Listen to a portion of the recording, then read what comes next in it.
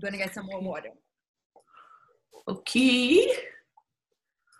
Go live on Facebook.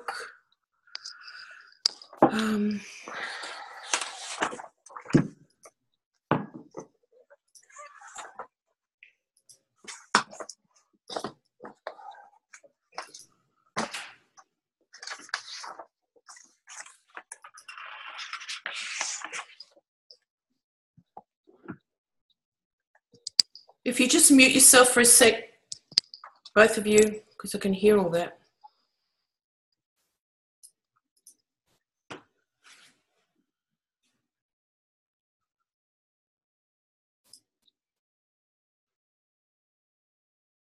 Okay, I think we're live. Hello, everybody. I'm just checking that it is streaming through here on our Facebook page, and it is. So that's fantastic. Hang on, now we're just going to turn it off here. Hello, everyone. Agent 12 here from the Cosmic Intelligence Agency, and thank you for being with us today as we're going to be looking at Black Moon Lilith entering Aquarius. For some of us, we know that the Black Moon Lilith has what's called a mean node and a true node, and I'm talking about we're going to talk about both of those and what the difference is as well. I can see that I'm a little bit dark here, but it's very Black Moon Lilith. The sun's gone away. And we are going to find out the difference because the true node of Black Moon Lilith is already in Aquarius, whereas the mean node of Black Moon Lilith moves to Aquarius on August the 6th. So I have with me today two wonderful agents who have done a lot of exploring and a lot of work and research on the Black Moon Lilith. So I firstly would like to introduce Vanessa, Agent 55, just because you're at the top of the screen for me. I don't know how it shows everywhere else. So welcome, Vanessa. You can unmute yourself now for a sec. Let's say hello to you. And yeah, many of you know Agent 55, our agent from Brazil, who also runs Cosmica hang on, I've got to say it properly. Cosmica, sorry? Agência Cósmica. She says it so well. So maybe turn up your sound a little bit, Vanessa. We just need to get you hearing you a bit better. Can you hear me better? Yeah, that's it. Okay. Or maybe a little bit up on your computer. The volume might help a little bit. Okay. Anyway, so we're looking forward to what you're bringing to us today because Vanessa, as many of you know, has done a lot of the work or the articles that have been written about Black Moon Lilith in different signs as she changes signs every 9 months. So perhaps you've been following her, and you were here for workshops in Australia earlier this year where, you know, the group of us that went to your workshops in Melbourne and the Gold Coast, you know, experienced so much about the signs that our Black Moon Liliths are in. So she has the goods, let's say. So thanks for being with us, Vanessa. And then we have wonderful new agent Kelley Hunter, Agent 116, who's just recently joined us. And, you know, as well, Kelley's written a book on Black Moon Lilith. How long ago was that, Kelley? Oh, 2 books, sorry. If you can just unmute yourself. Thanks for being here. Yeah, so glad. This is my first time. I'm glad to say hello to everybody. And yeah, I wrote my first Black Moon, a little booklet for ACS in 1999. And then it got, then I wrote one for the Wessex Astrologer Living Lilith, the 4 Liliths, the 4 dimensions of the cosmic feminine. And that was in 2008, I think. And then I did an expanded version of the old booklet for AFA, and that was published in 2012. Wow. Can you, I mean, actually, it's a good time to bring up the 4 Liliths because we do have an asteroid Lilith. There is what we're talking today about is the Black Moon Lilith, which you'll find out more exactly what that is. Can you tell us about the other 3? Just briefly what they are, what the difference is? Yeah, there's the asteroid. Which is an asteroid.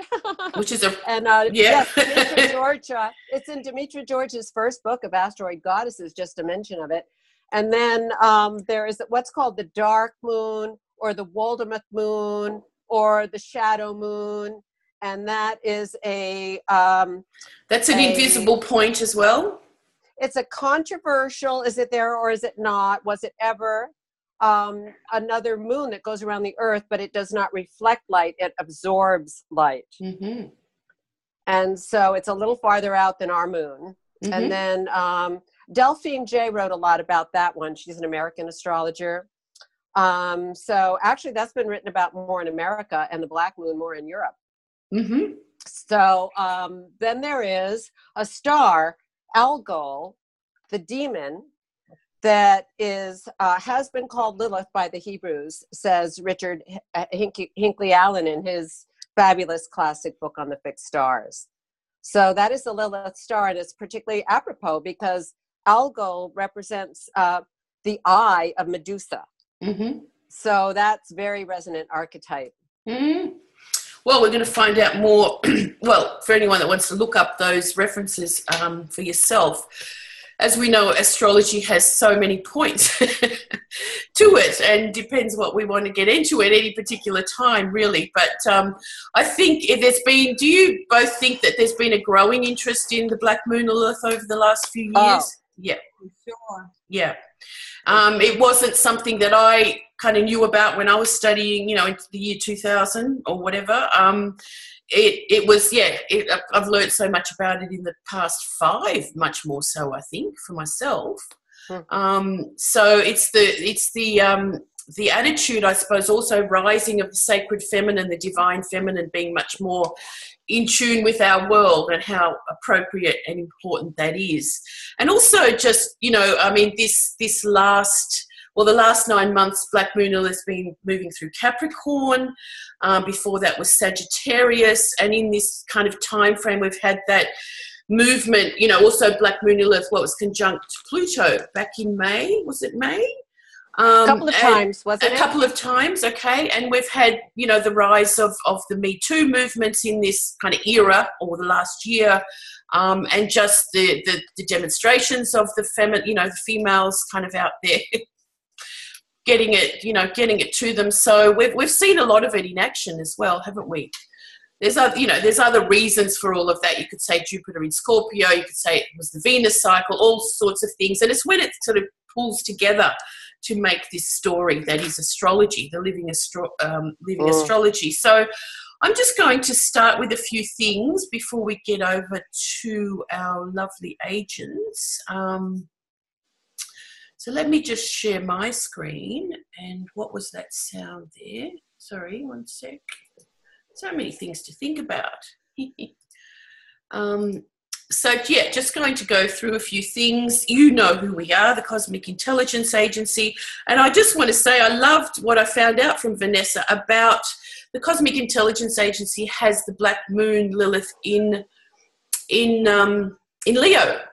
And Vanessa, through her workshops, sort of told us, I can't remember the other references about Black Moon Lilith in Leo, but she said that the Leo Black Moon Liliths have a really strong association with a brand, with a branding and a logo. And I just went, oh my gosh, because, you know, this is something that we're actually quite recognized for. And I've been told many times that is the best astrological logo out there. So how cool is that? You know, do you remember the other things, Vanessa, that were with, what do you call it, about Leo? One thing is that Ian Fleming, the author of 007, the most famous agent, he has Black Moon Lilith in Leo. And actually it's a very glamorous Black Moon Lilith. It's Picasso's, it's Sophia Loren's, it's Marilyn Monroe's. Right. It's really, it's very glamorous, actually. Yeah, okay. Well, I like that. It's and I mean, it's interesting because Leo's the opposite. So we're going to have a Black Moon Lilith opposition sort of thing. So I really loved, you know, again, how much we learn from each other as well. You know, this is all about the agents. So just, you know, these two lovely ladies. And the blue lily that I came across as I was looking for an aqua color you know, this promo, let's say.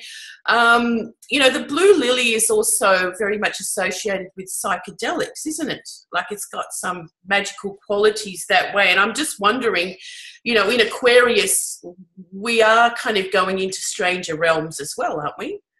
You know, in a sense, not so much Neptunian or psychedelic, but Uranus is still a bridge in a sense to what lies beyond. So anyway, the blue lily was more for the colour than perhaps there's more symbolism in that I'm aware of. Way more. That's very deep. Yeah. Yeah. All right. Anything you want to add there for that? Because you did bring that up, but I thought, oh, I just got it more for the colour. Well, I thought it was a blue lotus, and didn't they use those in Egypt for like you said, a psychedelic effect or something? Yeah. But also, I mean, well, I think it's a lily, but regardless, fine. Yeah, the lily, but they both grow out of the mud. They both grow out of the, you know, the depth and the mud. So that is some very black moon Lilith like. You know, it comes from, in a sense, a darker That's place. Her flower. Her name is Lilith. She's Lily. You know, exactly. I know women named Lily who are definitely Lilith women. Yeah, right. Beautiful. Yeah. So anyway, and then I came across this picture when I was putting this together, and this you know, of course, the black moon Lilith is the apogee of the Earth and the moon, the furthest point of the moon from the Earth, isn't it? Before the orbit sort of comes back in. So here we are, although she looks a bit too nice for Lilith, but who knows? You know, that's the whole thing. Lilith can be nice.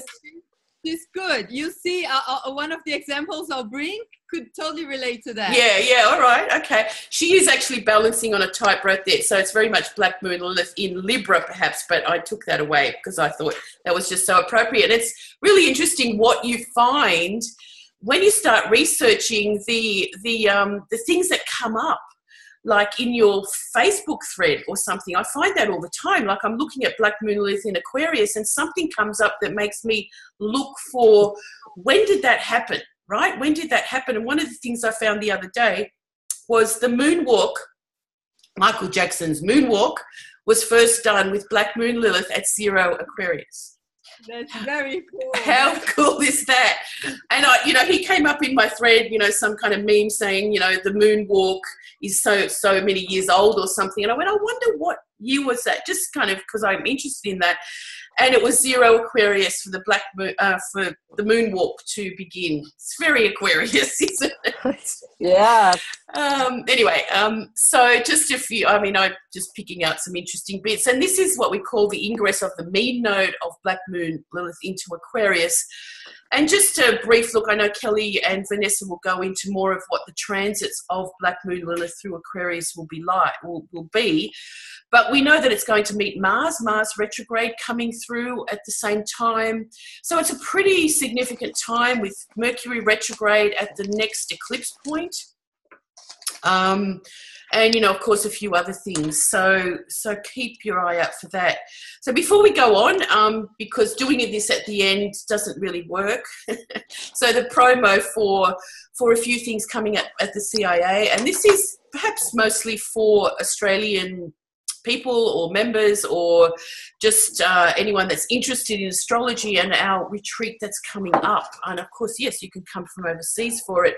It's getting booked out, so there's a few places left, but of course we would like to fill them. So it's a really great program if you want to go and have a look more on the website and join us up in Yukai. It's an awesome area of Australia in a, you know, fabulous rainforest jungle during the next Venus retrograde in Scorpio. So it's about doing inner light work with astrology, using astrology to, you know, align ourselves with our body, mind and spirit, not just kind of on paper and what it means, you know, philosophically or psychologically, but actually more embodied.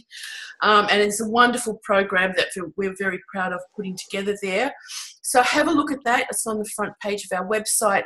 And we've also got a day pass for that as well, which includes a really good program. So if you're in the area or, you know, you can just come for the day so that, you know, you can join us and experience the place as well and join us for a day. And we've got an amazing sacred geometry what do you call it, guru coming with us called Jane 108.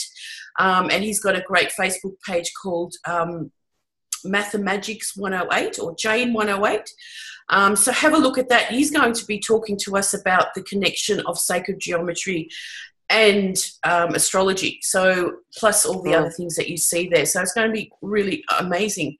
And then just something coming up in Melbourne is a horary day with Eve Dembowski, one of our agents who studied with the STA. And I have to say, horary is a very good thing to know for astrologers because it gives you a basis of, let's say, the workings of astrology from more of a traditional perspective, but very important, I believe, to the way we manage looking at everything in astrology and our astrology chart. So do come along for that if you're in Melbourne. And just another heads up for joining our membership. So many of you, thank us for a lot of the work that we do. You thank us for these free webinars and the information and the time that we put into this. So there is a way of giving back, and that's joining the membership for those that want to learn a lot more with us. You can do it either yearly is cheaper in the end, or monthly, and these prices are rising at the end of August. Okay, so we've been saying that all year, but it's finally going to happen, and that's just being a lot more sort of up to date with what else is out there and what you can get for that price. So for joining, what you do get is 2 special webinars a month. And what I really like about the agency is that you're learning from not just, me or a few of us. There's a lot of us. There's a lot of talent. There's a lot of research. There's a lot of things going on with what you can learn with the CIA. So you get 2 webinars a month, 1 special topic webinar, which varies in topic, and 1 month ahead one where we're looking at what's coming up in the month ahead. We have a Q&A with our members. And Kelley, actually, you're going to be with us next week, and we're going to be looking at the void of course moon and what that means in the month ahead, so how to find that, what that is. And so Kelley will be joining me for that, and I have different agents every month. Discounts for all these things down here, so it's really, really a great way to learn more astrology or keep up with the astrology that you already know. Okay, so that's it from me.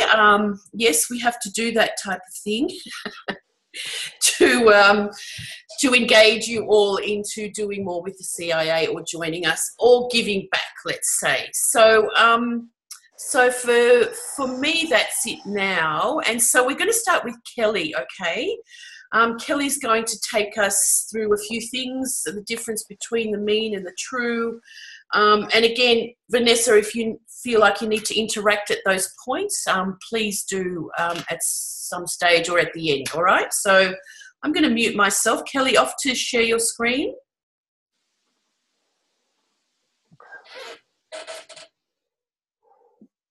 Okay.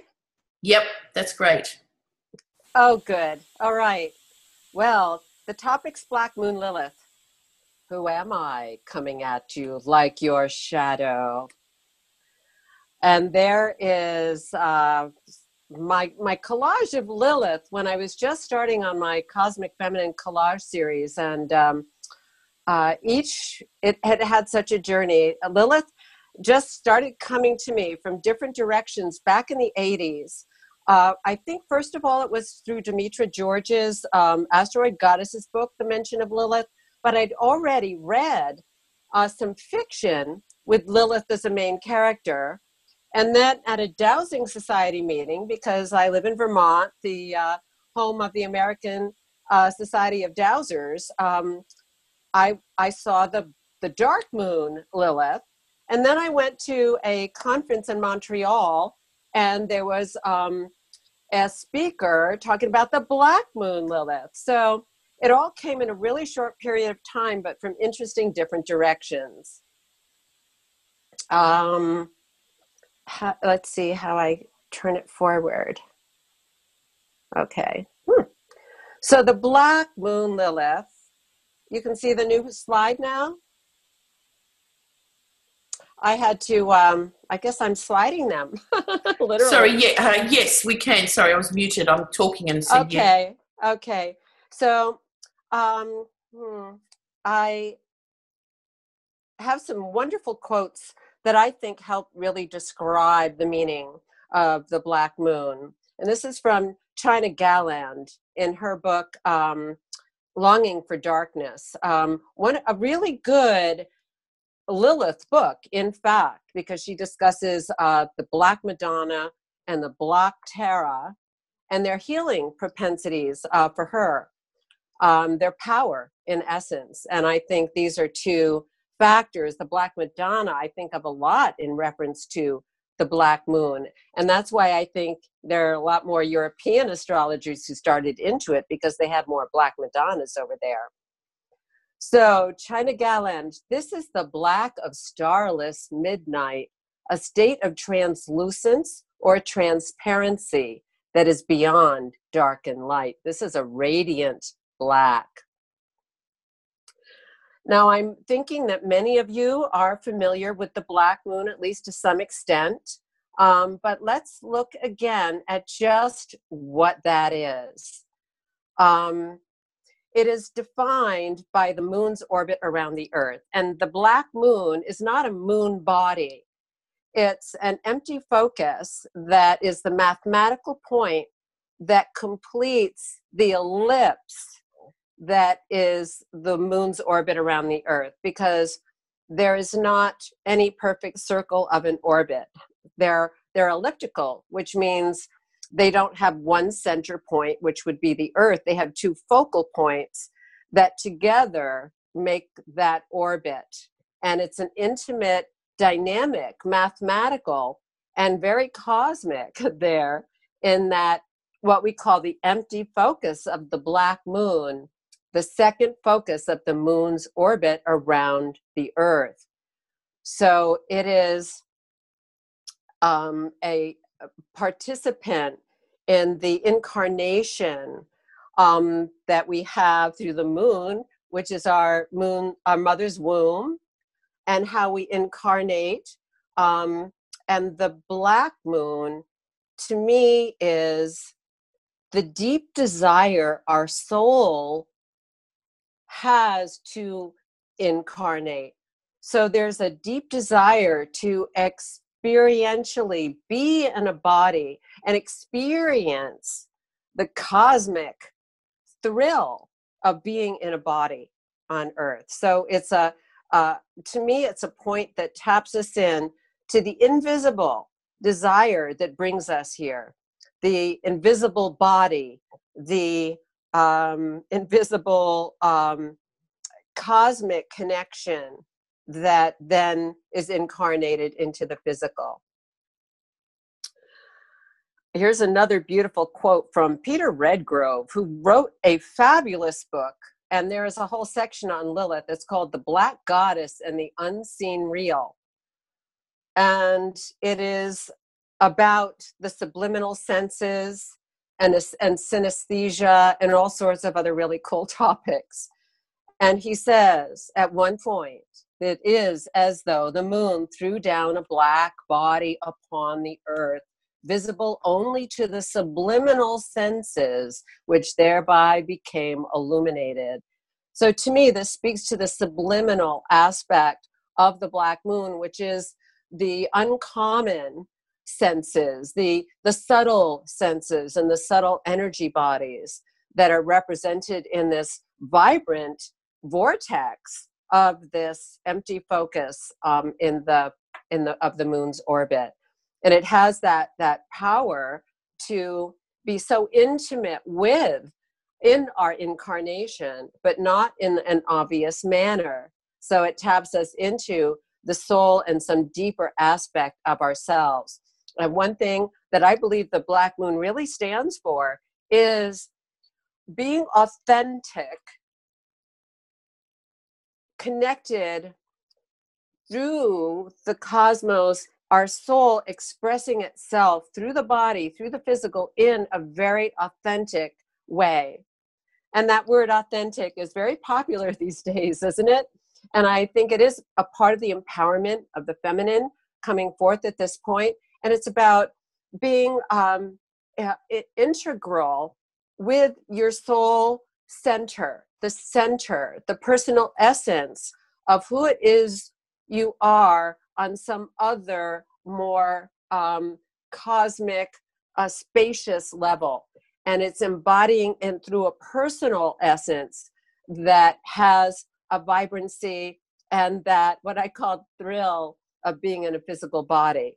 It's very highly individual. It's very particular. It's like a particular note, something very unique that you bring into the world and could be the hallmark of your life, in fact. The orbit of the black moon is about 8 years and 10 months. That is the mean black moon, but there are 2 positions of the black moon.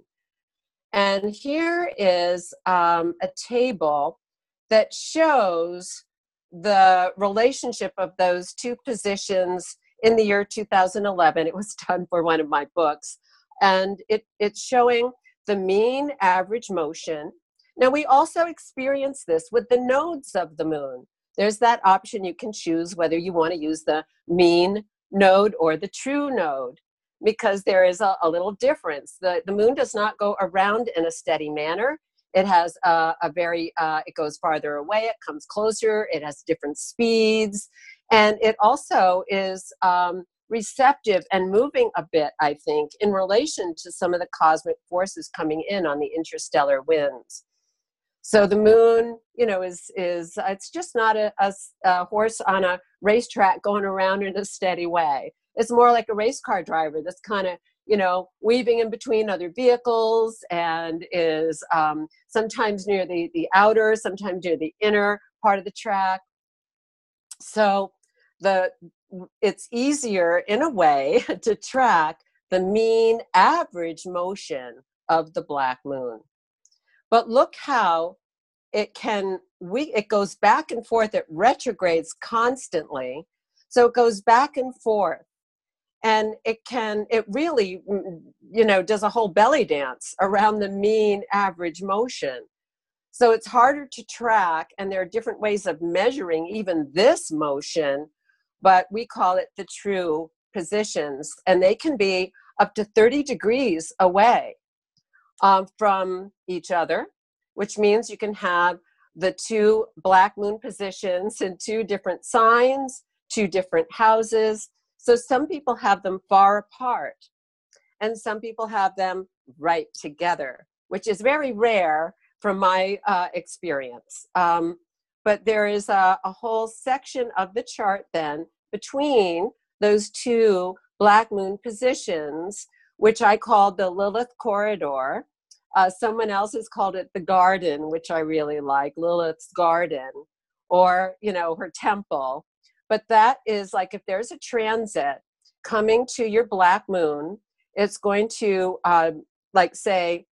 connect with one. Let's call it a conjunction. It's going to conjunct one, and then it's going to conjunct the other, depending on how far away that is, how long that takes, and how strong a visitation you're having of Lilith, because there's going to be that whole section between the 2 points that is active with Lilith, that vibrates with Lilith. So I have thought a lot about the meaning of the true versus the mean. And one thing that got me thinking about it was an article I found online by Albert Timoshev, who's a Russian astrologer.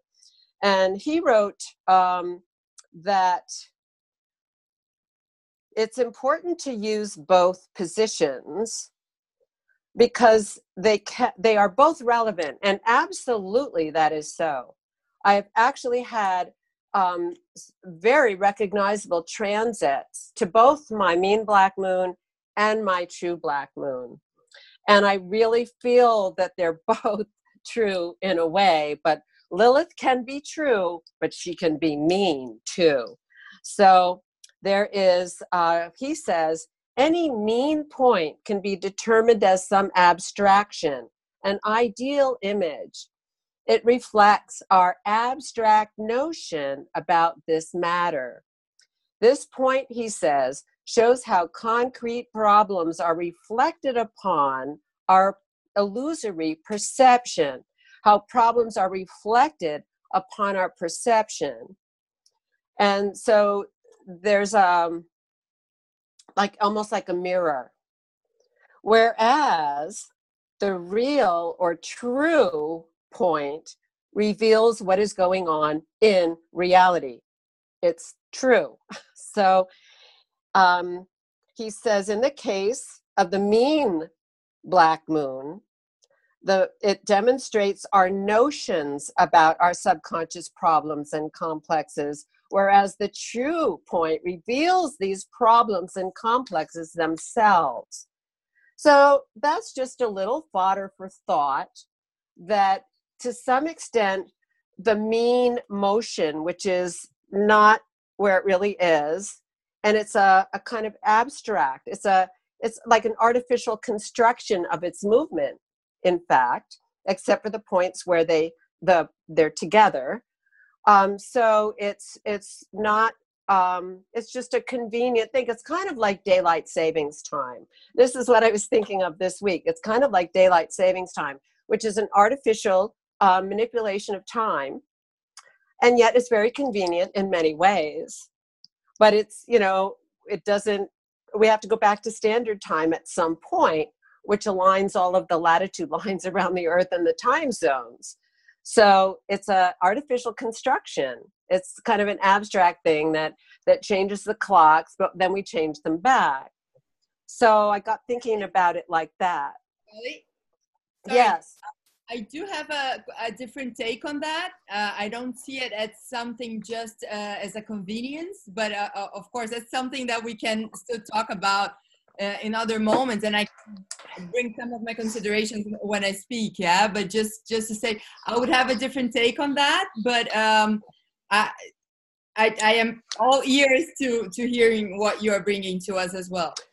Okay, these are just some thoughts so far, and I'm evolving my thoughts about it because I have experienced that they both work. And the thing is, I have them in two different signs, so I have a sense how those different experiences contribute greatly to my self-awareness, and that I couldn't do without either one. I have one in Aries, and then the other one is in Taurus. Totally agree on that. Yeah, I also have very much agree on that. Yeah.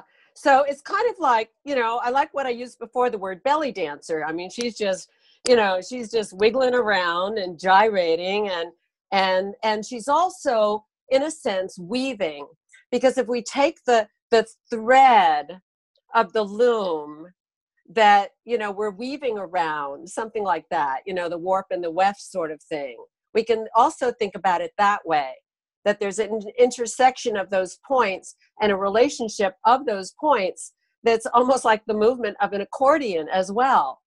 And that there is the wider, kind of garden. There is the smaller. There's the pinpointed, and it's a kind of level of interpretation you can use about your black moon, whether they're far apart, how you experience those extended transits, if they're like smack dab. One of the greatest healers I know has those 2 points exactly conjunct her full moon. Well, the full moon's not exactly conjunct black moon, but the black moon points, true and mean, are conjunct to the degree. And I haven't seen that very often. Have you, Vanessa? I have. Not that rare, though.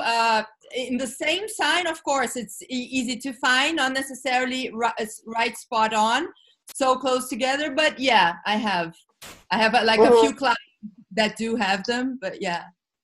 Yeah, that's pretty, and this woman facilitates authentic movement in a very spiritual way, which is that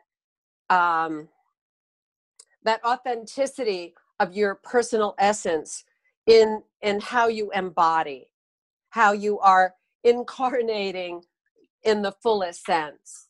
So there's something, there. So I very much encourage you to look for both points, and you can find them on the Astrodynst website, and I'm sure many others as well.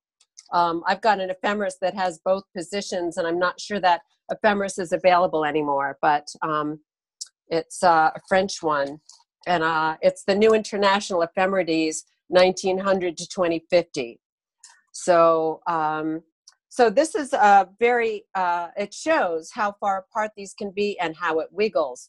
So if we're considering that we're celebrating the entry of the Black Moon into Aquarius, I want to note that the true Black Moon entered briefly in January of 2018.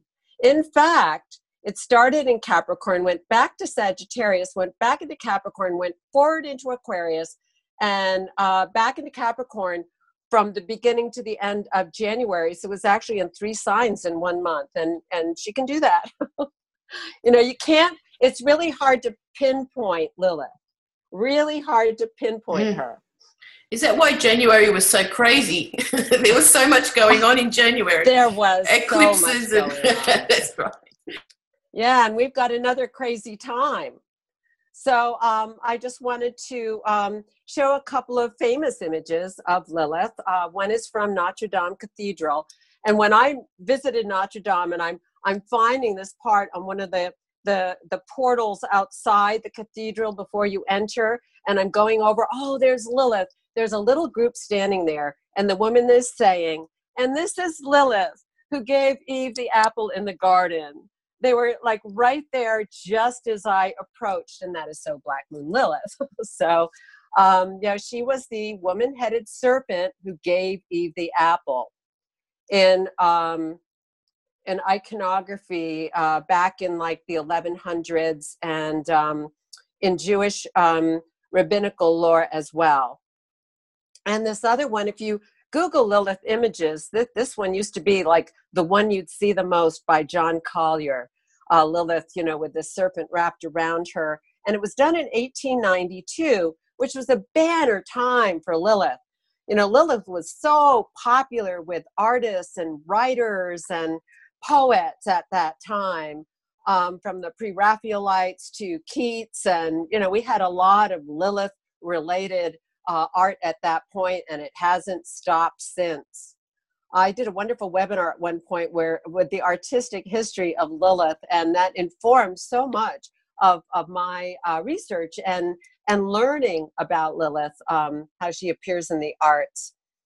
Now this is getting into what I want to talk about in relation to the field of Lilith and its subtle energy, and that it is connected perhaps to the etheric energies, which is the element, the 5th element in Hindu astrology, or I should say philosophy, that represents the spiritual.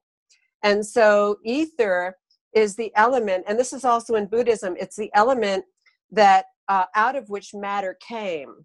So it's the 5th very subtle element that's still very close to being physical. So it's kind of like our etheric bodies, which are, you know, the body that brings energy into our chakras and our subtle bodies, and that this is part of what Lilith is about, with that subtlety and that subtle nature. One of my great sources, here, let me pull up this one. Yeah, let me get into this first. This is from a few years ago, but we're in now this interstellar cloud, also called local fluff. I love scientists. They come up with great terms. So the interstellar cloud we're in as a solar system changes, has this subtle energy, and it's magnetic, and it has more photon activity, which is like, you know, kind of the subatomic light particles. So we're getting these waves that are coming in. Some people say they're plasma waves, or this, you know, kind of, it's like the shimmering energy coming in on waves, largely sent through the solar winds. So when there is a coronal mass ejection, it kind of accelerates that, and makes it bigger. And we're getting a lot of this energy coming in that, you can read this about the magnetic flow. This cloud will make the ether much more conductive. So energy will be flowing like crazy instead of just merely on the normal currents it flows through now. Especially, they're saying here in relation to coronal mass ejections, but it's not just that. It comes in maybe from the galactic center through, especially since 2012, when our winter solstice sunrise was rising in front of the galactic center and the great like black hole inside it from which all potential is born. And that certainly was the great goddess giving birth and sending out these waves, waves of grace, waves of light. And it's pretty intense. And as the black moon goes into Aquarius, which is a pretty electrical sign, our electromagnetic bodies are going to be even more charged up. And we've been getting doses of that through the true black moon all year. And haven't you been feeling it? So this is a very special time, and I'm interested to see how the black moon, both of them being in Aquarius, is going to kind of light us up and need downtime to really integrate these new energies coming in. And our bodies may have to go through some adjustments as well along the way. So we really need to take care. People may know of this symbol, the Shri Yantra, which is one of the geometrics of the great goddess, the divine feminine. So this is part also of the communication, let us say, of the great goddess and of Lilith. This is a night blooming Sirius flower, if you haven't recognized that. And here's another clearer picture of that geometry that if you look at it long enough, it will start to vibrate. So I think this also has a Lilith dimension. And as we're talking about the subtle bodies, and especially relevant to the black moon going into Aquarius, an air sign, I wanted to share with you some of what I've learned from this fabulous book. Can you see it? Do I have it? Am I holding it right? A bit more to the middle, yeah. That way, yeah, that's a bit more, bit more right, to your left, sorry, to your left. That's it, more. That's it. Got I it. can't see, I can't see where my and a bit down, Dakini's Warm Breath, I can read. Yes. Yeah, okay. Yes. Great. Dakini's Warm Breath by Judith Simmer Brown. The subtitle, The Feminine Principle in Tibetan Buddhism. Now, this is a living principle. This is like the impact like a teacher has, or a lover has, or somebody who like just totally changes your life, just totally lights you up, totally blows your mind, gets you out of any conceptuality, because the Dakini is the sky dancer. So that's very black moon. And she's about spaciousness. She's about the beyond, and non-conceptualization. So we can't grasp her with the mind, although perhaps what the Russian astrologers was talking about with the mean black moon, projecting onto our minds at least some intimations of Lilith, which isn't all a bad thing, but we have to not take that as her total truth. So she talks about different levels of Dakini, the outer being a person.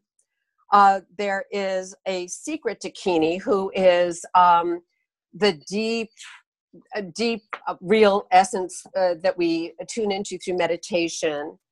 There is the inner Dakini, which is about any images and like totem animals, or mandalas, or anything that really not just supports but lights up our spiritual path for us. And it can be meaningful for a period of time. It can be meaningful for a lifetime of being on a spiritual path, but it's a very meaningful symbology, which dreams often hold. And then there is the Outer Dakini. And here is how she talks about the Outer Dakini. First of all, she, oh, I got the wrong book. She quotes Yeshe,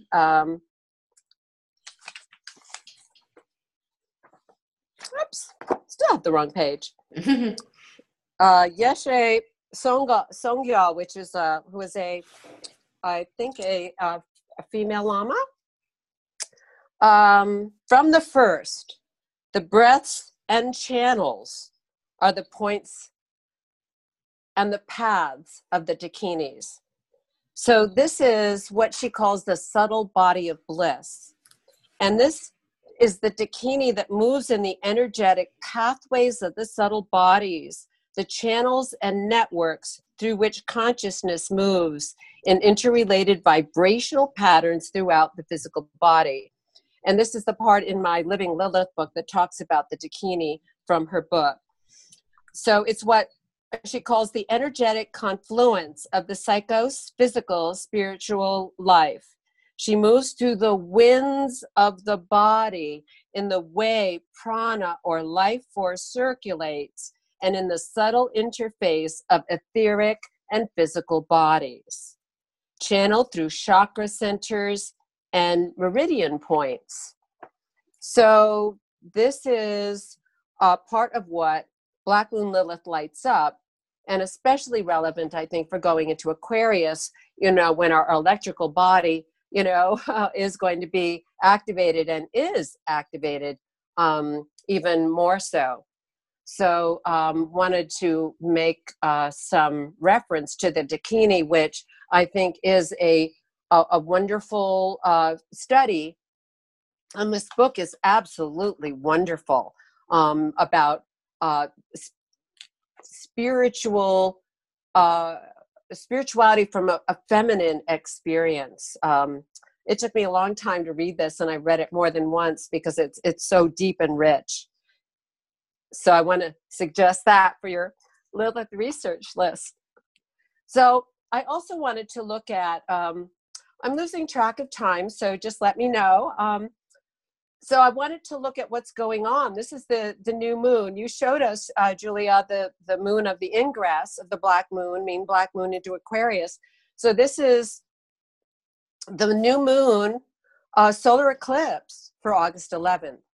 And we're seeing, you know, that the black moon is clearly in Aquarius, and it's in the same degree as the Mars retrograde. And of course, they're very close to the South Node, which brings energy into our system from the past, from before, from somewhere.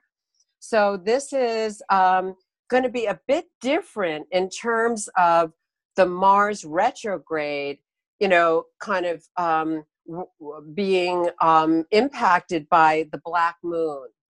And it's going to ask us to create more space in our bodies so that we can move beyond certain conceptualizations that may be socially impacted. Wow, these days, you know, there's a lot of, you know, different opinions and takes on things. And this is just breathing beyond it, making space for new perceptions to come in. So this is, we also see how your Uranus is going to be squaring the black moon in and out for a bit. And that charges up the field even more, does it not? Uranus ruling Aquarius. So that's a pretty charged up dynamic. And, you know, you mentioned, Julija, before the Me Too movement and the, you know, the sexual predators and the how prevalent that was in Hollywood. And this goes right into the human trafficking, sexual slavery, you know, really down a pretty intense rabbit hole. And this can really blow people's minds in a very Lilith way if you know, look too far into it. And, you know, so there's going to be more, I think, information coming out that will be challenging and create what people are already talking about as cognitive dissonance. So we're going to have to, monitor ourselves and keep finding and breathing into this space inside in ourselves to make room for a broader perspective and lean back into our soul connection and our spiritual center.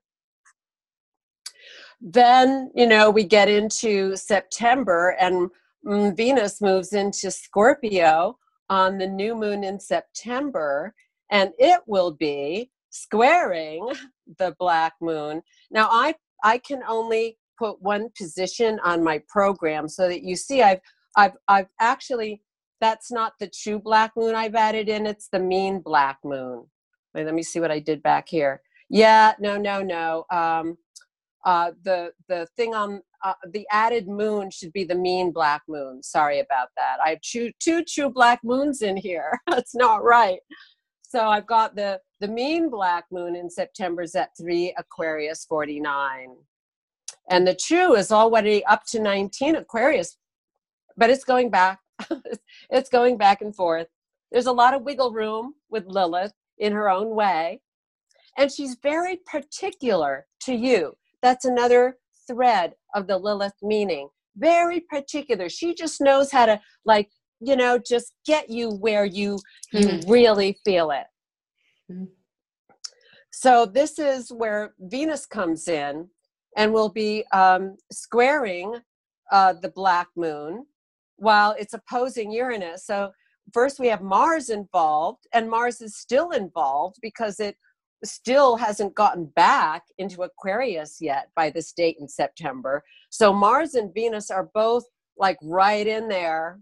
They're squaring so closely here, right in this moon, with the black moon now really, really present. And Uranus ramping it up as well, not to mention everything else that's going on.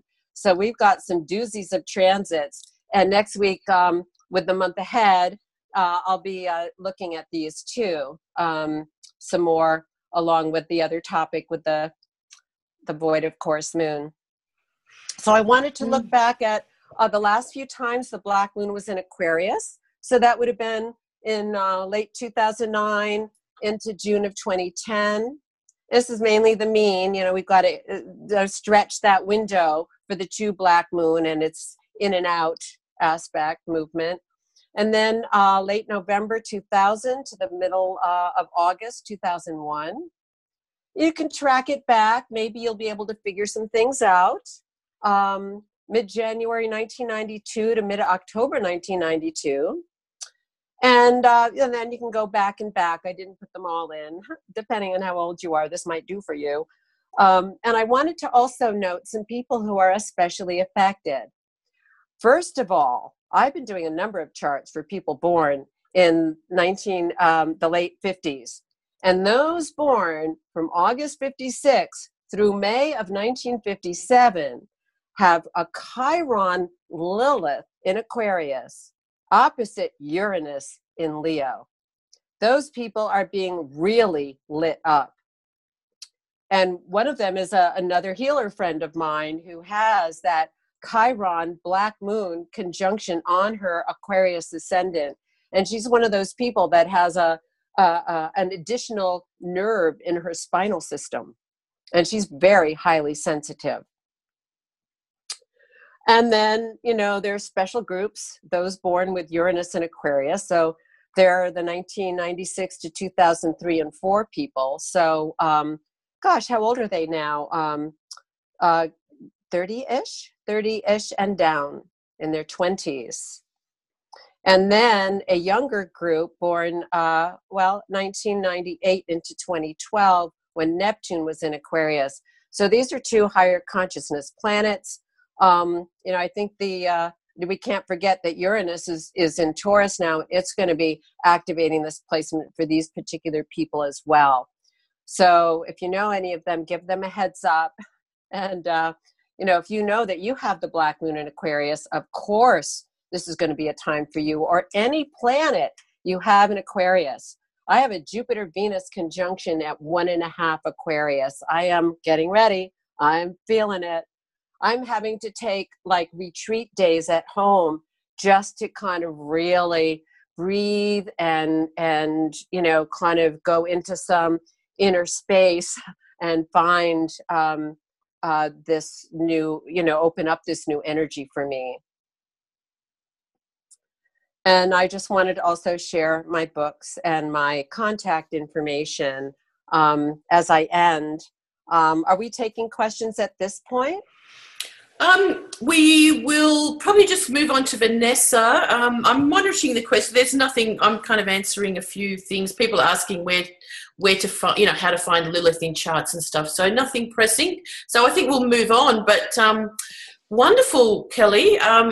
You know, it's such a good. You know, it's such a good way to look at Lilith as, you know, in a sense, a Dakini energy sort of moving through the body. And I love that cosmic connection to it, that it is that cosmic spirit sort of manifesting on earth and through our bodies and what we do.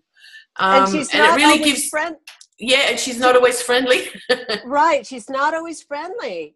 You know, this is, she does whatever it takes to blow your mind. Right. She wants you to, you know, be expressing your personal essence, and we can get so off track with our egos. And I think this is why she has such a negative reputation. She is an ego buster. Yeah. And it's not comfortable. It's not easy. You know, and Lilith relationships can be like that too. You know? Right. So, yeah. Well, it's kind of screams for, you know, authenticism, you know, that polarity of Leo Aquarius anyway. You can't exist in that realm without authenticity of self.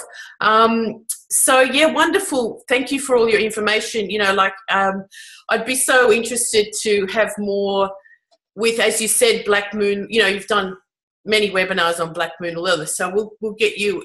You know, we'll get more out of you as we go. Hey, and looking forward to having you next week. Anyway. So look, we better move on to Vanessa because it's already been an hour. This is what happens here, doesn't it? There's so much great information. Like 20 minutes, 25 It feels minutes. like 20 minutes, I know. But anyway, so thank you, Kelley, and we'll connect with you or again, you know, as we go. So over to you, Vanessa. Let's hear from your great work as well. So I'll just comment, and just a couple of things just so we connect the two talks. I won't get too much into the mean node, true node, just so we don't overextend on that and we keep the focus on Black Moon Lilith in Aquarius. But one thing I will mention, as I said, that I just see it differently, is that the mean node is actually the effect, and the true node will tell us about the causes. That's what Oh, that's a great perspective. I like that. So the true will tell us about the causes, right? The roots. Yeah. So if we want to really investigate into the matters, we can go deep into that. And the mean node is what I tell people to look at first, in a first moment, because it is the effect. And because it is the effect, it is the most reactive in us. So we react because it is this effect that somehow gave us the form, But the cause, the root, we can find out a lot more in the truth then. We can look into I think we were saying like the same thing in different words with the projection onto the mind, you know, can definitely be reactive and be the effect. Yeah, that's a great way to put it. So, and then this thing of interesting, because also this thing that Black Moon Lilith actually, which for me was like a major point as I started to study it, the fact that it stays nearly 9 months, in a sign. So the 9 months, so about gestation, the formation of the body, this is also a very crucial point for me, to understand Black Moon Lilith, and actually the whole experience of the body is totally crucial. So we are very aligned in that sense. Yeah. And I liked also the expression you used, the cosmic thrill of being in the body, because that's also the way I work with Black Moon Lilith, as I talk about the drive. Yeah, I'm also a psychologist and a psychoanalyst. Yeah, Lacanian psychoanalyst with a specialization in the development, yeah, of human beings, of our subjectiveness. So really how a kid owns the body and becomes this integrated being. And Black Moon Lilith is absolutely crucial, yeah, when we look into that. If we use the chart and stuff, my patients with their charts also taught me a lot on that. And so this thing of the drive, the basic impulses of death and life, yeah, and the thrill that we actually feel when it is integrated, when Black Moon Lilith is integrated. No, it's really, it's so uncomfortable when it's not. It's the worst thing. It's such a dragging force, yeah, destructive dragging force. But when it is integrated and it actually is converted into the creative flow in us, it's the most amazing thing. It's the most amazing experience, because it really is to really experience the divine in the flesh, in the body. So I love the expression you use, the cosmic thrill of being in the body. And especially because I actually had some of the most amazing experiences I had in my life, where with Uranus conjunct Black Moon Lilith transit. Yeah, when Uranus, when the last Black Moon Lilith conjunction to Uranus, it happened very close to the ingress of Neptune in Pisces. And we had, at that very moment, that chart is amazing. Like, it's really amazing. I won't get into all the details. I'll keep the focus here. But it was Black Moon Lilith conjunct Uranus and Mars in Aries. And it was my Black Moon Lilith return. So that was my Black Moon Lilith return. It was with Uranus and Mars. And that's when I actually started to speak, because people invited me to. I started to speak on Black Moon Lilith. I had years of research already and deep study and experiences as a psychologist and as an astrologer. But that's the moment, you know, it suddenly happened. And that was 2011 when it started, then when I started to speak on it. But it was with that experience. And I was traveling a lot that year. And I had such amazing experiences with taking off with a plane, yeah, Uranus, taking off and also landing. And it was absolutely amazing. It was so ecstatic. It was a cosmic thrill, you know, the infinite potency. It was really amazing, really, really, really special. And because it was also liberating, you know, it was like this freeing, yeah, and really channeling this energy. So lots of amazing things actually happened that year. And actually, I did several belly dance presentations as well. So you were dancing. You also mentioned the bandoneon, which is also used in tango. I also tango. So I could relate a lot, and I could see like how the people that connect deeply to Black Moon Lilith, know the things that somehow pull us, and the references is really interesting. You also use the Sri Yantra, and actually an article of mine published in Kia's magazine this year. It has a Sri Yantra in it. I used it a few times, but I used it in the Kia conference we had, the IVC conference we had in Kolkata, yeah. And because I talked also about Kali, because I see it as an expression. Oh, yes. Lilith, oh, yeah. yes. Very major expression, yeah. Most emblematic, like our Eastern most emblematic version, as we have so many, in our culture in humanity.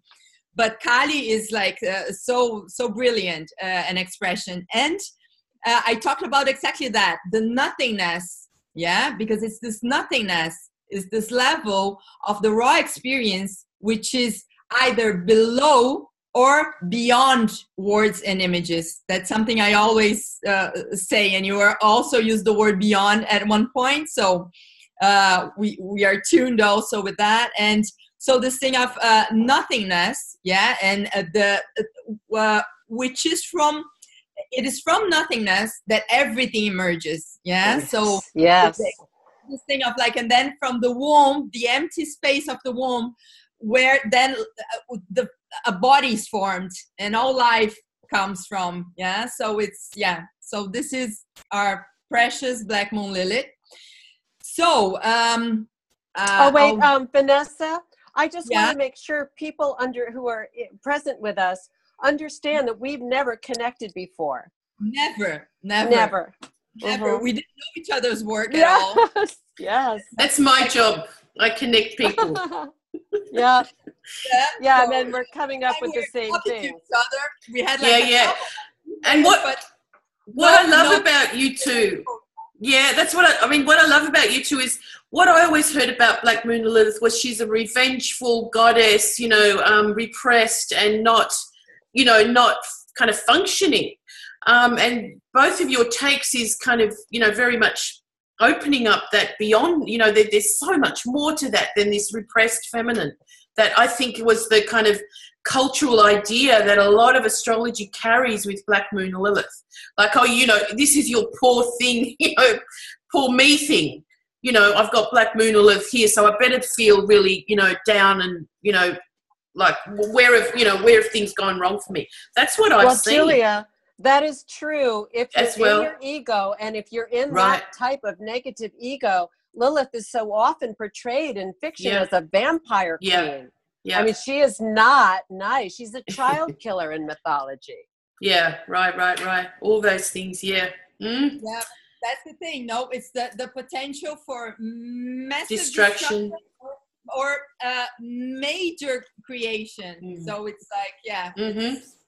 And she's not, she doesn't just fool around. That's true.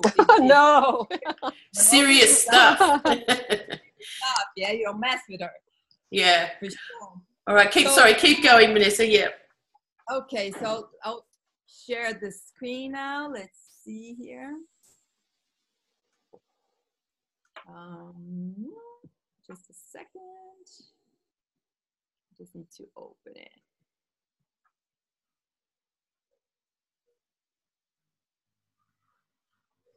Okay. Pink. The bottom green icon, Vanessa. Got it. Oh yeah. Okay. Here it is. Can you see it? Yep. Yes. Okay. So. Okay. So Black Moon Lilith in Aquarius, specifically, as we already spoke quite a bit on some of the essential references to grasp a bit of Black Moon Lilith.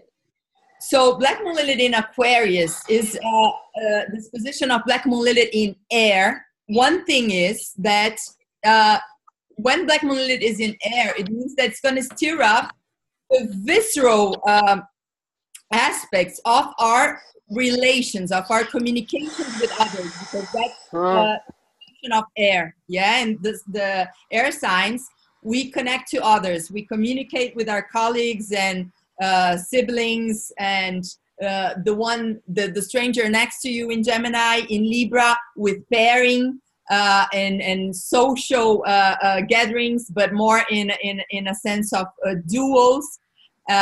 And in Aquarius, it's about really the collective. It's not just a social Libra social style, but it's actually the social in the collective, in the group, and in the sense of the ideals, the perspectives we have for the world we share. Yeah, and it's also the sign where we are.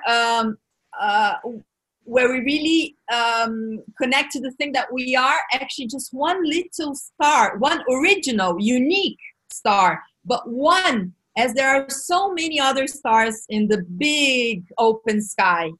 Because Aquarius is ruled by Uranus, which means in Greek, the sky. So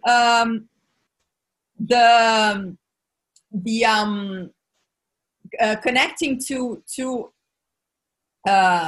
Aquarius, Black Moon Lilith is going to really stir it up. The whole thing of like the collective movement and what we share in groups and in our collective. The things that in Capricorn, she was actually moving. She has been moving like moving us viscerally from the structures. So the power structures. Pluto is doing this whole work there, but then comes Black Moon Lilith in this moment when Saturn is also in Capricorn, conjunct Pluto there, and I see Capricorn, just to do a recap, that we're coming from Capricorn into Aquarius. So in Capricorn, I see Capricorn as her domicile. So it's the sign that she's connected to, opposite to the moon's domicile, which is Cancer. She's exalted in Scorpio, which is the opposite of the moon's exaltation, which is Taurus. So in Capricorn is a very important transit for Black Moon. And this whole thing of the Me Too movement, as the girls said before, and also we had in Iran, I was in Iran teaching, and I could experience some of it being there. The effects of something that happened from December to January, some movements that happened, as this one girl in end of January, when the sun, when Black Moon Lilith was in Capricorn conjuncting the sun and had the sun conjunction to it. And then this girl went into the public square and she took her veil off, her scarf off her head in the middle of the square, which is something you're not supposed to, you're not allowed to. Capricorn is also the head. So she went and did that in the public square. She did get arrested, but then she got released. And actually the references to what would be the kind of punishment and some of the rules actually changed with that movement. Some other girls then in January and February also did that. So it was some interesting moves happening in that sense. So this whole thing of like the empowerment of women, or like breaking through the oppressive structures. So well, that happened, and many things about the power structures became very obvious yet more. Like we've been in this really strong process now already for some years in humanity. I won't get into all the astral details, but we are in this very strong process, and we have such a culmination in 2020, which I'll talk about a bit later on before I end my talk here. In this position of Black Moon Lilith now entering into Aquarius relates to that big moment in 2020 as well.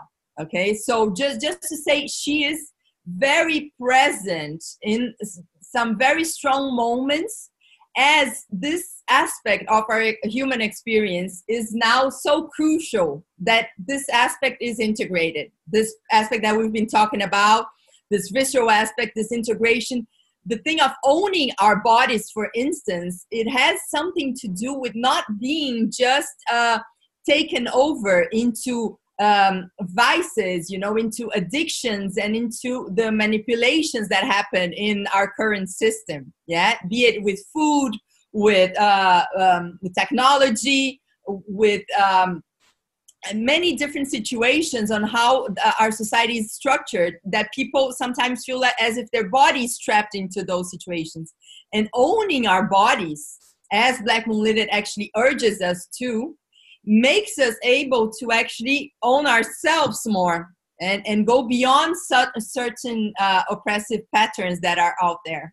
So we can actually move in creative ways and bring creativity and actually do some contributions to the changes we actually need at this point in our collective experience. So, okay, so I'm going to bring now some examples of natal Black Moon Lilith in Aquarius, just so we tune in a little more with each of them into the perspectives, that Black Moon Lilith in Aquarius brings. I hope I'm not talking too fast, because I just got a bit, I don't want to overextend our time, but just give me some feedback. Don't worry, it's great information. So, Black Moon Lilith. I won't get into what it is, already covered. So, well, this is the chart of the ingress once again here. And this 0 degree of Aquarius, we'll talk more about it at the end. So one example is Isadora Duncan. Yeah, this is the one, Julia, I said that relates to that image you found of the dancer with the sky. Yeah, cosmic dancer. Yeah, because here in this image also, yeah, we can see some shiny stars there.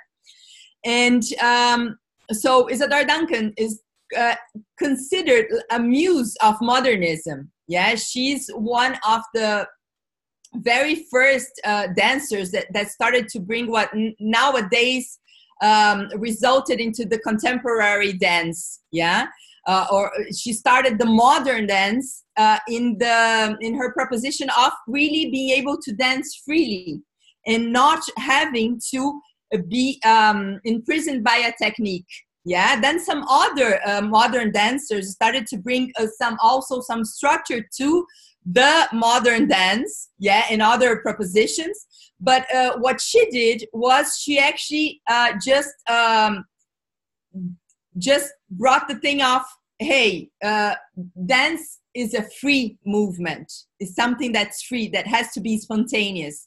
And she has this famous quote where she says, "You were wild once, don't let them tame you." Yeah, so this is Isadora Duncan, this the visceral urge for freedom.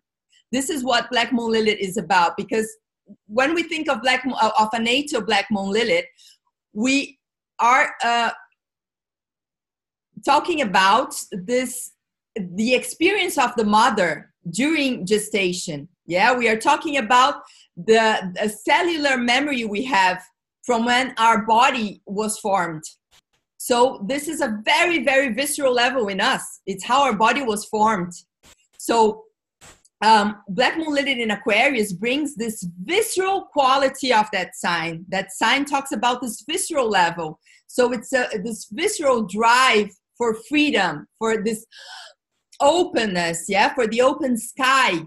It can sometimes even indicate like the experience of rejection, because of like the mother feeling like she was trapped in the body and needing to be free. And sometimes it can be actually this movement of freedom of the mother, yeah, and even sometimes as related to activism. But I'll talk more about that a bit further on.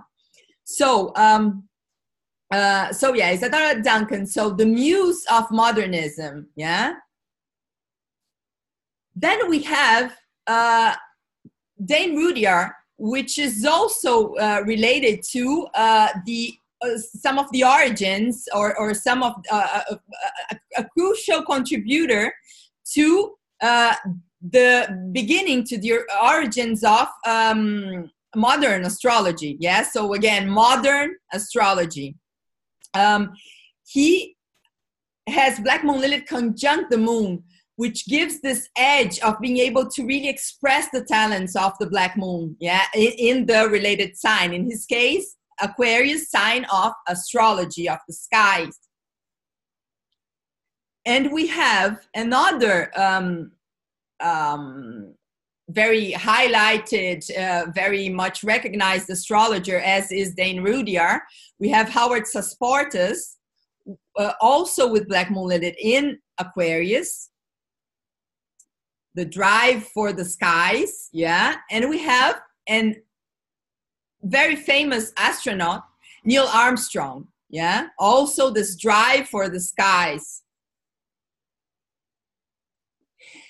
And we have Ludwig van Beethoven, who had such an ability to understand the design of music, yeah? He could keep on composing, yeah?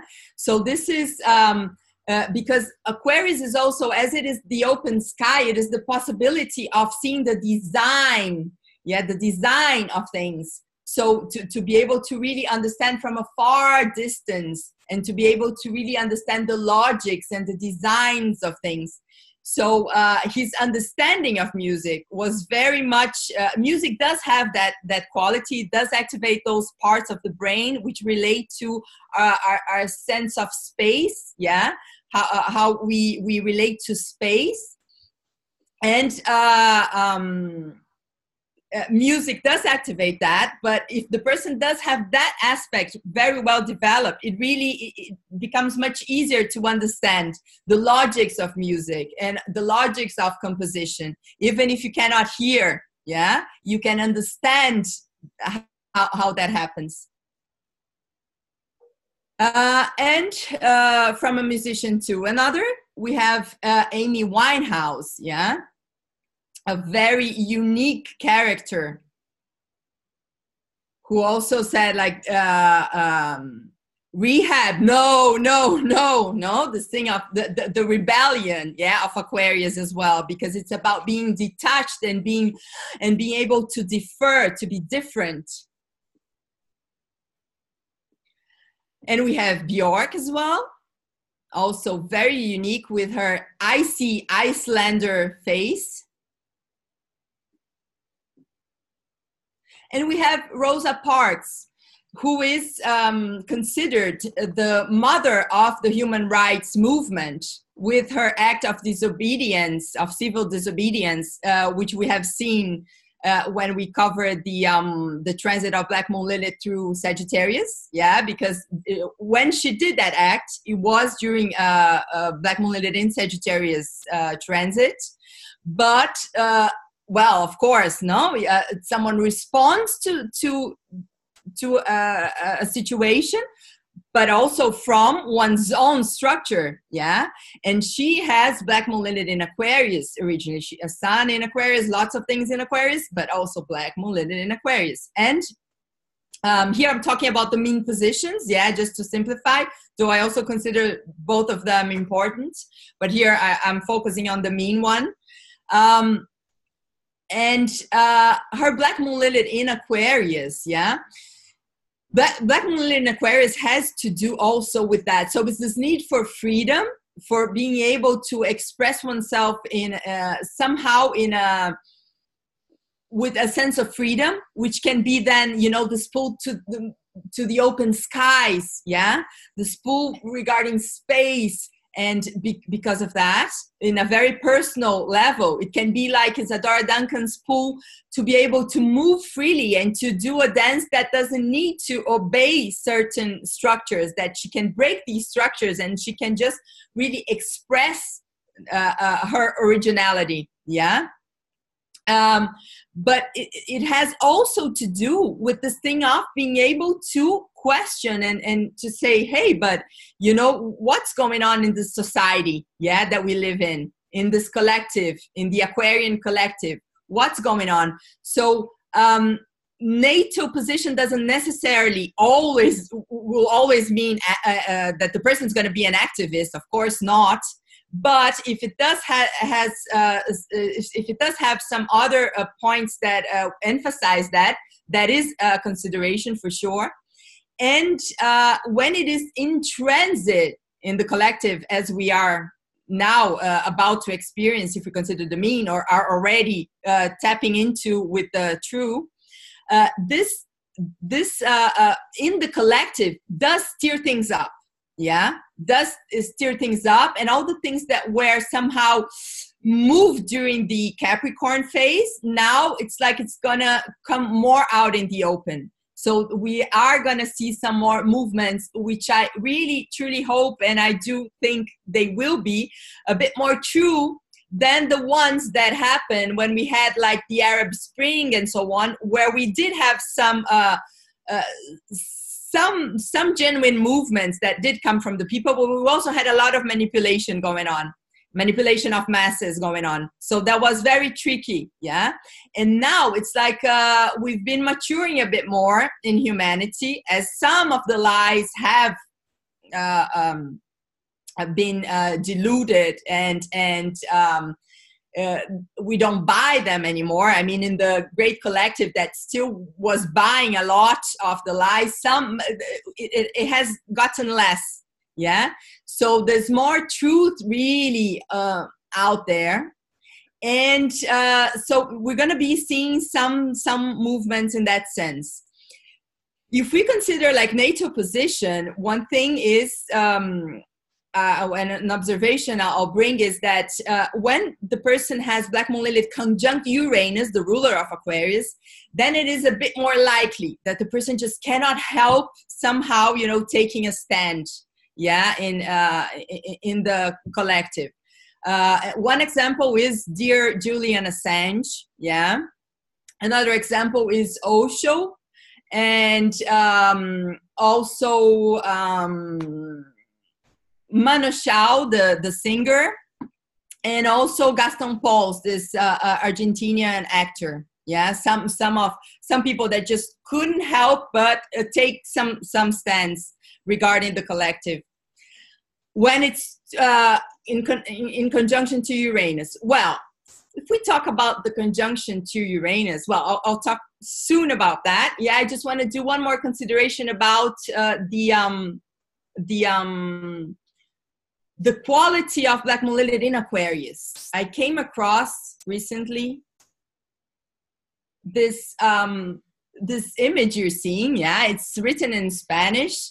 ¿Qué hace un universo como vos en un mundo como este? So translating it, it means, what is a universe like yourself doing in a world like this?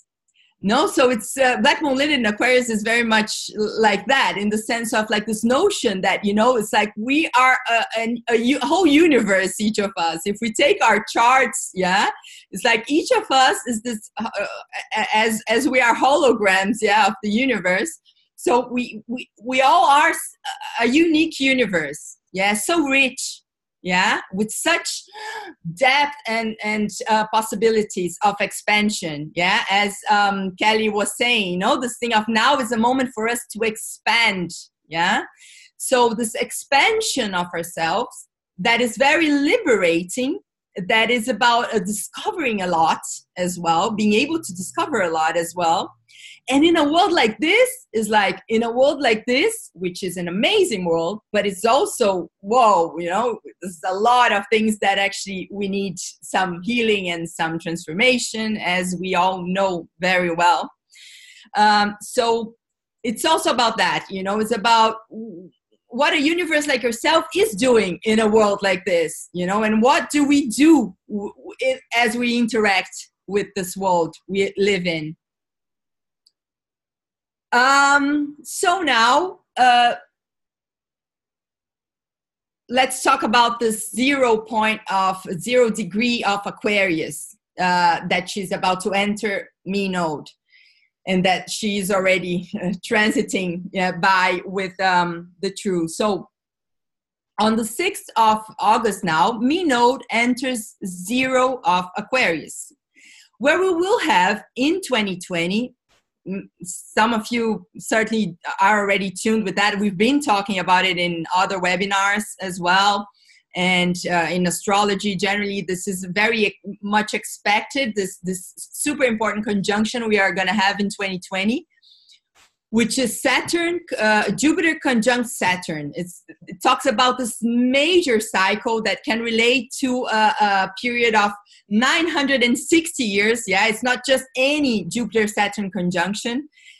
So this is a very special one, and it happens in 2020 and at 0 of Aquarius. So this means that this position now, yeah, of Black Moon Lilith, she's gonna tell us some news from the future. Yeah, some seeds that are planted now can also come into a more concrete expression then.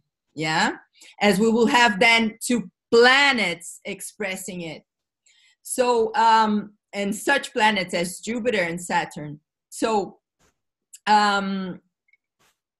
we are really coming closer and closer in that sense. No, these points are being activated of this important transition we have in 2020. And just to recap, like this important point as well, when we had the Black Moon Lilith, mean node conjunct Pluto at 21 of Capricorn, 21 degrees of Capricorn, that's very, very close to the conjunction at 22 degrees of Saturn to Pluto in Capricorn. And that's also going to happen in 2020. So the moves of Black Moon Lilith this year are actually very much related to 2020. Yeah. And what does that tell us also? It actually tells us that how important it is to listen to Black Moon Lilith, how important it is to integrate this level of ourselves so that we actually become more integrated, more, and also this thing of authenticity, yeah, that has been talked about already. So also, because we need to be integrated to be authentic, yeah. So this integration to this basic level that actually brings us further. Integrating Black Moon Lilith and integrating ourselves in our bodies actually liberates us from the body itself. Yeah, it's like dancing. When we study a technique that liberates us to be able to fully express ourselves freely, but we develop that range of movement. Yeah, it gives us more freedom of movement, which is something very important now with Black Moon Lilith in Aquarius. And not only that, not only, oh, okay, 0 degrees of Aquarius, oh, okay, the conjunction will happen there. But yeah, she's transiting through Aquarius. She's going to pass 0 degree. Okay, but we have an extra detail, which is on the 22nd of December, just the next day of the conjunction, 22nd of December of 2020, next day of the Jupiter-Saturn conjunction, we have Black Moon Lilith conjunct Uranus, yeah? This conjunction that I spoke before and commented with Kelley, the thing of like how, whoa, really a cosmic thrill it can be. But of course, it doesn't mean that it's all super easy in all its aspects, but it really steers things up. And as I mentioned, some examples of that conjunction, Osho, Manu Chao, Julian Assange, Gaston Pauls, it brings that movement also to our collective. Yeah, it really, when we had actually the Arab Spring, it was that year that Black Moon Lilith conjuncted Uranus. We had like so many movements happening. Yeah, so this adds to a very, very strong astrological moment that we see. Yeah, it doesn't mean that it's all going to be all happening just in 2020, of course not, but some very important seeds are happening there. And at the same time, it's good for us to know to prepare. And somehow this is also what Black Moon Lilith is doing. She does that, something I've been observing with transit. She actually prepares us at this raw visceral level before we actually are able to totally process and understand mentally. Yeah. But she brings the raw experience, and then the planets come and start to express it in a manner that we can then recognize it and further elaborate. But she prepares us from this visceral level. So this opening that Kelley mentioned, yeah, this opening, this expansion of our experience of ourselves and from our body, yeah, the experience from our very experience of being in the body, being incarnated. The more we can somehow open this space, be detached from the things that entangle us, that imprison us, to be able to actually free ourselves from that level, then our whole being can move ahead to new experiences, and very interesting ones as well. So we will also have with that the conjunction to the South Node very soon, right at the beginning of September. And that conjunction that was already mentioned, that is present also in the next eclipse we have, But the conjunction will also activate the eclipse we just had, the lunar one, because it's going to be less than 1 degree orb from it. It's going to be at 3 degrees of Aquarius and 3 degrees and 38 minutes. And it's going to happen on the 8th of September. It's very close to the solar returns of Brazil. So my country is going through very crucial moments right now. I won't get into that at the moment. But so this aspect, the thing that I still want to mention about that is because I've been observing these cycles of Black Moon Lilith with the lunar nodes, yeah, the conjunctions, the aspects, and it has a quality that can be very liberating. It liberates from karma, really, yeah. So it's a moment that we have an opportunity to really free ourselves from a certain level, yeah, of experience into something further ahead that we can liberate. We can get rid of things that don't have meaning, that are not really good, that are not useful, that are not important anymore, that are over somehow. We can actually clear ourselves from that so that we can move into our next level. And especially being that happens if it's either the conjunction to the north node or to the south node, but especially to the south node now, it's really about liberating, no? And the conjunction to Mars there, Mars retrograde, all the things that were already spoken as well. But this thing of the conjunction to the south node, we can really, really move ahead. We can really, just drop the excess luggage, and move more freely. As it also activates, being in Aquarius, one important detail is Black Moon Lilith activates her dispositor. She will give this visceral edge to it. So it had been to Saturn now. Now it's going to move to Uranus. Uranus that has just recently entered Taurus. So we have this super major important cycle of Uranus in Taurus, because all these other super important things are going to happen during this transit of Uranus in Taurus.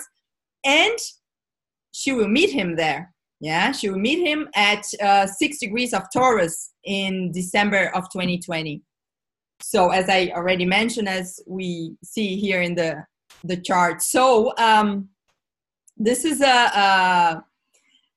she will especially activate now, all the things that we've been already looking into, Uranus and Taurus, and the shifts that are going on regarding our values and how we relate to matter and economics and technology and the earth itself, the lands as well, and the original people from the land. Well, Black Moon Lilith in Aquarius is also gonna activate that further more. Yeah, so I think these are the considerations I would have to bring at the moment. Yeah. And yeah, so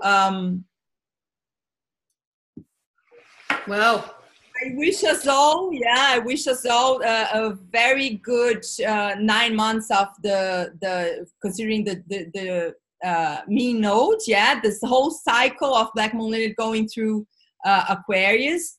May it really be liberating. May it really put us ahead. May all may the social movements be as authentic as possible. The more authentic, the better. And may it be thrilling, cosmic thrilling. Yeah. May through all these changes and this complex world we are living in, may we actually tap into the cosmic thrill of being in the body and experiencing life at these very interesting times. Well, thank you, 55. Amazing, great examples. I always love the examples that you put together for Black Moon in every sign, because it just gives you the idea of what it's all about and how it's activated. And yeah, the cosmic thrill, I'm not going to get that out of my head now. It's like, I think we need to start a new page or something called the cosmic thrill, like how to activate and live with this. I've never thought of that before. I want to say I never thought of that before until just tonight. Okay, perfect. That's a new phrase. It was born tonight. Yeah. Just what you've both brought together here. Just what you've both brought to the to the webinar today is just sort of opening up that the potential of also right now too, with Mars retrograde on the South Node, eclipse season, BML moving into Aquarius, how potent it is, as Vanessa was saying, to move beyond, to bring the cosmic back into your life. I sort of see it as that real potential to change things right now, to activate much more than what we think has ever been possible or having any potential, really. Yeah? So thank you both. I like that phrase, the word brilliance that Vanessa used. And I think of that being Lilith too. It's like your personal brilliance. And that's why there's such fabulous, famous examples of Lilith, because there's a brilliance that shines through it's almost like your genius. Yeah. And I like what you brought up, Kelley, was the unique experience that we all have of Black Moon Lilith. Like it's how it's happening to us in particular, so that's what we've got to pay attention to, as opposed to, let's say, reading about that's what Black Moon Lilith in Aquarius is. But what is it to you personally? No judgment. When you get into judgment, she's very negative. Her best motto is, from my point of view, it is as it is. Okay. There's a really interesting sort of bit that someone brought up here on the webinar here from Mark. He asks, so noticing this, what might Lilith have to say in December 2020, as you talked about Uranus being conjunct Black Moon Lilith, with Saturn Jupiter conjunct on the cusp of Aquarius, about the state of the dysfunctional masculine 6 weeks after the US election? Well, I certainly hope that men and women are opening to a new dimension of the strength of the masculine during its retrograde now. So I'm hoping that we bring more to it by that time. Totally. Yeah. We should. This is something I'd like to say, because as we are, and this is very important that we are bringing into consideration all the importance of equality. I mean, for God's sake, of women being as much respected as men are. This is like such a basic thing, but so necessary that we actually work on that in our world. We know that. But at the same time, it's not about just bashing or just not considering the male importance. It's about really bringing balance. Yeah. So this is something very important as we consider the presence of Mars. And so what Kelley said, the strong male contribution is very important. Also to preserving and respecting the feminine as well. Yeah. So just to say that, because this balance needs to really come forth. Yes. Yes. And it's dynamic. It's a dynamic, sexy, tantric, spicy tango that we're having right now. God, yeah.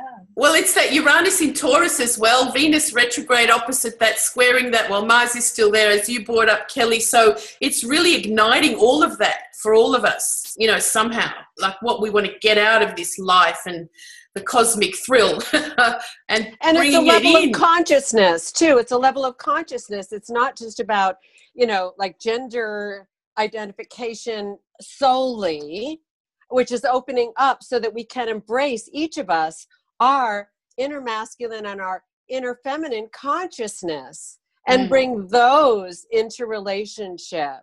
Yeah, exactly. Beautiful. Wow, I hope you all have, there's a lot of great comments, people, downloading, going, aha, all that type of thing. So we probably kind of should wrap it up. But I did have a look, Vanessa, when you were talking, mean node and true node of the CIA Black Moon are straddling our Mercury at 11 degrees, so 13 and 10. Now, 11 degrees is the secret agent degree, so people are saying thank you very much, cosmic secret agents. We're not that secret, as I've always said, but it is the secrets of the universe that we're uncovering somehow, yes, with our work. So anything else you want to sort of wrap up with, girls? Because I know there's so much more we can talk about and bring up. And into 2020, we will be doing much more work and insights into the 2020 prospect. I mean, I think 2020 is that 0 Aquarius alignment on the solstice. It's quite a powerful time that I think as a collective we can work towards, knowing that all our work and what we're doing to change, in a sense, maybe not the official system, but the unofficial system, and that's what we're all part of. It's not about control or anything like that. It's about what we can do, as a movement, collective movement that is very connected in its own way. So different ways of ruling the world. Not ruling the world. You know what I mean? Yes? Anyway. So lots more to consider about that, everyone. So, yeah, final words from you two. Thank you again for being here. Great info. Could go on I just want to say to everyone, just enjoy and welcome the cosmic shimmer and sparkles coming in on these cosmic waves. Beautiful. Yes, I agree. Vanessa? Thank you all. Thank you all. Yeah. Wonderful. Yeah, I'm not sure if you can see the comments on the webinar, but yeah, everyone's saying thank you. So thank you all for being here. Thank you all for being on the Facebook page. Do share, do like more. Facebook's not being that nice to big pages. So agents share. It's not like it used to be. So from all of us here, from 55, from 116, from Agent 12, we'll see you next time. Thanks a lot. Okay. Ciao, everyone. Namaste. All right, I've stopped the live stream. Thanks, agents. Hope you enjoyed that. Really good, great stuff. What can I say? Oh, yeah, loved it. I know it's great when we love it as well. Like we're doing it because we love it. It's the thrill of learning from each other as well. So everyone online there, hopefully we'll see you next time. And the live stream is still going. Oh, I turned it off. Mark said it was still going. Hi, Mark. Oh no, it's still going on the webinar here. Oh, so okay. Until I turn it off, but so yeah, people know where to find us.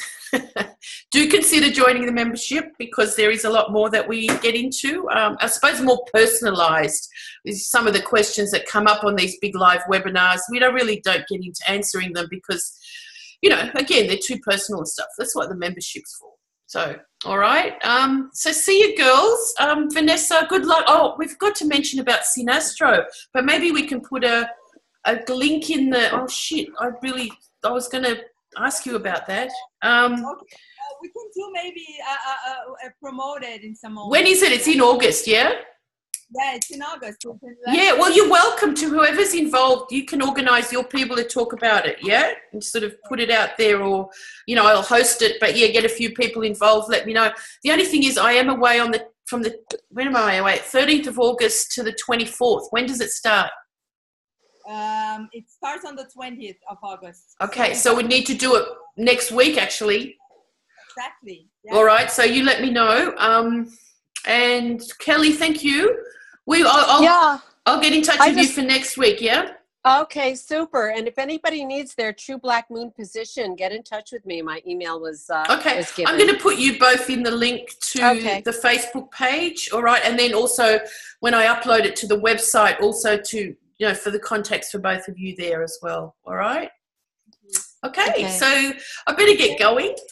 Busy time? What about for yourselves? Oh, it's getting late as well, yeah? I have a break for a couple of days. I'm so glad. And did you catch up with Patricia? I did yesterday. Nice. Yeah, just a little bit. She was a little under the weather, and I'd been a little under the weather the day before. I mean, under the weather means feel in the energy. Yeah. I've been feeling really quite good, and there's been some amazing kind of breakthroughs in friends' lives and stuff, like getting amazing jobs, just things that haven't happened before. You know, like this kind of energy, that things that haven't ever happened before. So anyway, I'm kind of, it's pretty cool. Well, I've never been on here before, so this works for me. I mean, that's always happening, isn't it? Sometimes, somehow we're all doing something that's never happened before. But yeah, wonderful. Thank you again, girls. Great. I wish we could do it live, or I know. in Have person. Hugs. Yeah. Well, we got to work on some more. Someone's now wanting to do something. Anyway, came up in our secret agent page about going to Egypt in 2020, and then we thought, well, should be December, like for that conjunction. But anyway, all these things.